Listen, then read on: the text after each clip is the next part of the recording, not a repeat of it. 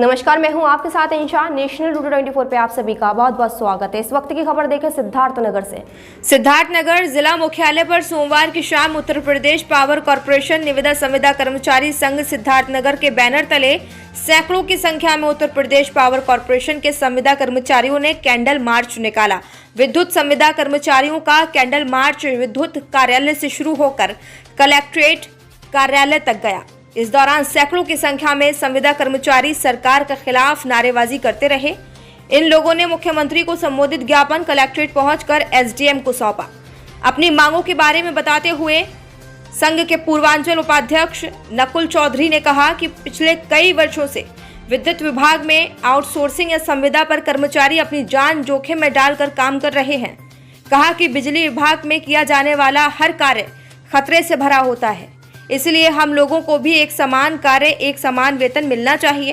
कहा कि जो नियमित कर्मचारी हैं उन्हें इस काम का अगर 30,000 मिलता है तो हम संविदा कर्मचारियों को उसका 10 से 12,000 मिलता है। कहा कि ये असमानता हरगिज बर्दाश्त नहीं की जाएगी। नकुल चौधरी ने कहा कि इसके अलावा जो नियमित सरकारी कर्मचारियों को सुविधा दी जाती है वह सारी ही सुविधा आउटसोर्सिंग या संविदा पर काम कर रहे कर्मचारियों को मिलनी चाहिए। पूर्वांचल उपाध्यक्ष ने कहा कि अपनी मांगों को लेकर समय समय पर वे लोग आवाज उठाते रहते हैं। अभी पिछले दिनों अपनी मांगों को लेकर जो धरना प्रदर्शन किया गया था उसमें भी सरकार ने मनमानी रवैये से लोगों को परेशान किया।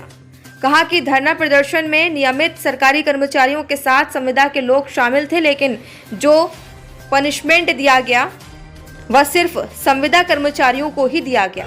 हम लोग विगत कई वर्षों से कार्य कर रहे हैं और आउटसोर्स ही कर्मचारी पे काम कर रहे हैं। सबसे बड़ी दुखद बात यह है कि हम लोगों का जो कार्य है वो घातक प्रकार का कार्य है, लेकिन सरकार के उदासीनता के कारण हम लोगों का लेबर का अनुबंध किया जाता है और काम हमसे घातक प्रकार का लिया जाता है। हम लोगों की पहली मांग है कि समान कार्य का समान वेतन दिया जाए, क्योंकि उसी काम को जब सरकारी कर्मचारी करते हैं तो 28 से 30,000 वेतनमान उनका होता है, लेकिन हम लोग 10,000 से 12,000, 11,000, 9,000 इसी तरीके से सरकार हम लोगों को वेतन दे रही है।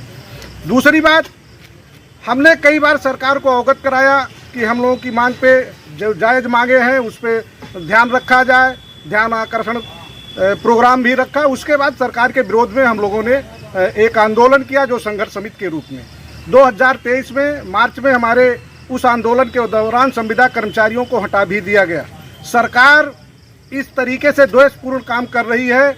जब पूरे प्रदेश में समस्त संविदा कर्मचारियों ने हड़ताल किया था तो कुछ चंद कर्मचारियों को क्यों हटाया गया? सबसे बड़ी बात, अगर हटाना था उनको तो मैं उनसे निवेदन करता हूं कि जितने भी हमारे कर्मचारी सभी पावर हाउसों से धरने में शामिल थे सभी कर्मचारियों को हटा दिए होते, हमें किसी बात का कोई कष्ट नहीं था। लेकिन ये एक शोषण और दमनकारी नीति के तहत कुछ कर्मचारियों को हटा करके ठेकेदारों के बल्ले बल्ले कराई गई है। यह सरकार केवल ठेकेदारों और पूंजीपतियों की है, न कि हम संविदा कर्मचारी। अगर मांगे नहीं पूरी होगी तो आगे की क्या रणनीति रहने वाली है आप लोगों की? देखिए, जैसा कि हमारा ये 5वें चरण का ध्यान आकर्षण के कार्यक्रम है, 6वें चरण में यदि सरकार हमारी बातें नहीं मानती है तो 6 तारीख से हम इको गार्डन आलमबाग लखनऊ में धरना करेंगे। पहले तो 6 तारीख को हम महापंचायत कर रहे हैं। उस महापंचायत के बाद भी अगर हमारी बातें नहीं मानी गई